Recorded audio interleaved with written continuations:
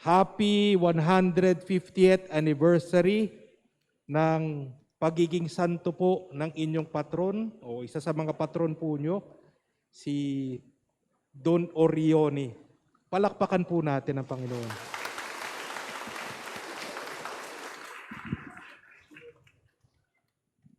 Napakaganda ng ating mga pagbasa.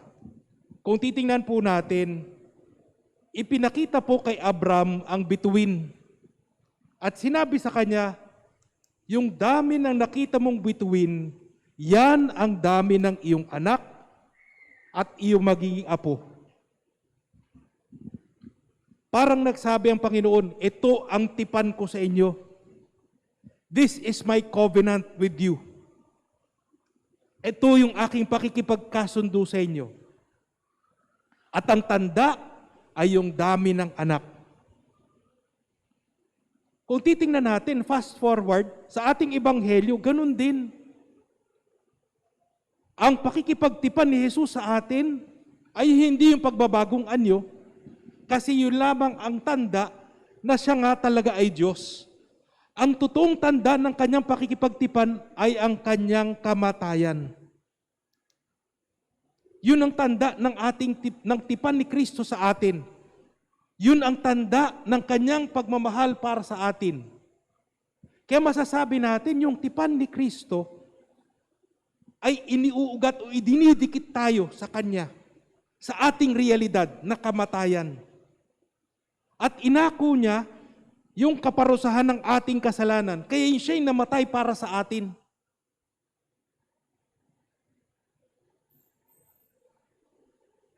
Napakaganda ng pakikipagtipan ng Diyos sa atin. Na magpahanggang ngayon, meron pa rin pakikipagtipan ang Diyos sa atin. At yan po, yung inilagak po dyan na una, imahin po ni Don Orione. At ikalawa po, yung relic po ni Don Orione. Ito po yung tanda ng kabaitan, ng kabanalan ng Diyos. Na magpahanggang ngayon ay ipinadadama sa atin. Alam niyo po, iilan lamang po naman sa atin makakapunta sa Italia. Sa Italia ba siya? Si Don Orione, sa Italia siya, no? Oh. Bihira po sa atin na makapunta ng Italia. Lalo't higit makapunta sa puntod ni Don Orione. Pero ang ginawa po ngayon, dinala po dito ang bahagi ng kanyang katawan para maging bahagi po natin, bahagi ng ating pagsasama, bahagi ng tipanan ng Diyos sa atin. Kung titingnan po natin, yung nilagay po dyan relic, ano nga bang kahulugan niyan para sa atin? Kinakabahan nga ako kanina kasi nung pumasok po dito, dala-dala po ni sister yung relic. Tapos inalapit ng hagdanan doon. Sabi ko, Diyos ko, si sister bang magtataas? Kinabahan ako. Baka may mangyari kay sister. Buti nila si Father ang umakyat. Di bali nang mahulog si Father. Pero yun nga ano nga bang kahulugan nitong relic at itong pinagdiriwang natin ngayon? Ito po yung sinasabi ng umpisa ng plenary indulgence o indulhensya plenarya. Anong ibig sabihin nun? Alam niyo po, kapag tayo ay magkumpisal, agad-agaran po tayong pinapatawad ng Diyos. Napakabilis pong magpatawad ng Diyos. Lalo tigit nakikita na tayo ay puno ng pagnanais makipagkasundo o magbalik loob sa Diyos. Pero, nananatili ang kaparusahan ng ating kasalanan. Pinatatawad yung ating kasalanan, pero yung kaparusahan, nananatili. Parang sinasabi natin, nandun yung habag ng Diyos, pero nandun din yung hustisya ng Diyos, the justice of God. Kaya tayo pa rin ay magbabayad sa ating mga kasalanan. Pero, ang ano po doon, yan po yung paglalagay natin sa purgatorio. Pag sinabing purgatorio, pinupurga yung ating kasalanan. Pinupurga yung kaparusahan sa ating kasalanan. Pero nangyayari sa indulhensya plenaria, yung plenary indulgence, ang nangyayari po doon, inaalis po yung kaparusahan ng ating kasalanan. Isipin nyo, inaalis yung kaparusahan ng ating kasalanan. Hindi lang tayo pinatatawad, pero inaalis din yung kaparusahan ng ating kasalanan. Ang unang-una pong makikinabang dito ay yung mga kamag-anak po natin na pumanaw.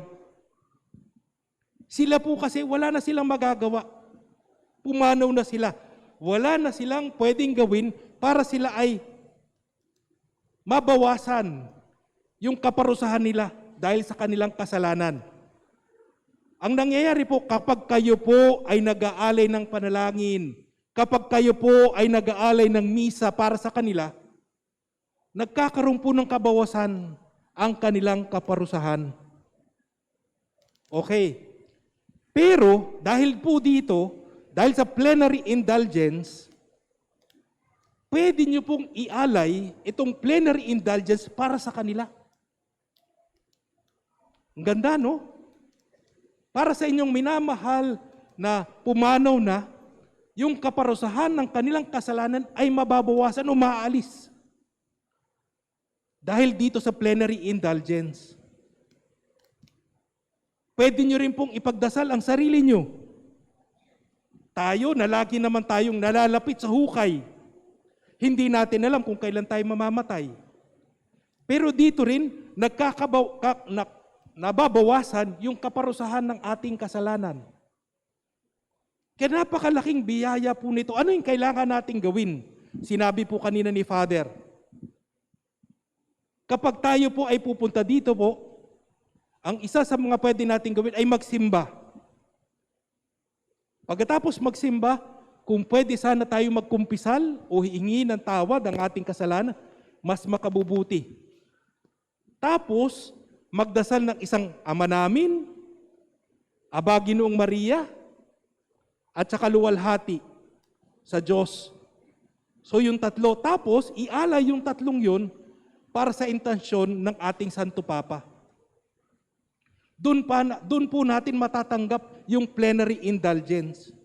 Ngayon, kung marami kayong kamag-anak na pumanaw na nais yung alayan ng panalangin, sa bawat punta nyo dito, mag-alay po kayo magsimba po kayo. Kung wala naman kayong kasalanan, okay na rin yun. Mag-alay ng Ama Namin, Aba Ginoong Maria, luwalhati sa Diyos. Ialay po ito para sa intensyon ng Santo Papa. At tuwing pumupunta po kayo dito, nagkakaroon po kayo ng plenary indulgence. Para sa pagkaalis ng kaparusahan dahil sa kasalanan. Ang laking biyaya po nito. Isang napakalaking regalo, hindi lamang po sa inyo, pero lalo tigit sa ating mga minamahal na pumanaw na. Ang sinasabi nga po sa isang salaysay ni Kristo, ang sabi niya, meron siyang kinuwentong talinhaga. Yung isang mayaman na lalaki at saka yung si Lazaro. Sinasabi nung mayaman na lalaki, Panginoon, sabihin mo kay Abraham na sa sobrang hirap ng kaparusahan ng kasalanan, kahit isawsaw lang niya yung kanyang daliri sa tubig at yung ipatak yung tubig sa amin. Pero sinabi ni Jesus, nagawa nyo na ang kailangan nyong gawin. Wala na kayong magagawa para sa sarili nyo ngayon, kayong mga nagdurusa sa purgatorio. Pero, yung panalangin ay patuloy na pwede nyong gawin para sa mga pumanaw. Ito ay isang malaking biyaya, isang pakikipagtipan ng Diyos sa atin, na kung saan ninanais na kahit tayo'y nagkasala, na kahit tayo pinatawad niya, ninais ng Diyos na tayo ay makapiling niya at tunay nating maramdaman ang pag-ibig niya magpa sa walang hanggan. Kaya ipagpasalamat po natin sa Diyos, tunay natin itong pakinabangan para sa ating sarili, para sa ating mga minamahal sa buhay na pumanaw na, para ang lahat ay makikinabang sa biyaya ng Diyos. God bless you po.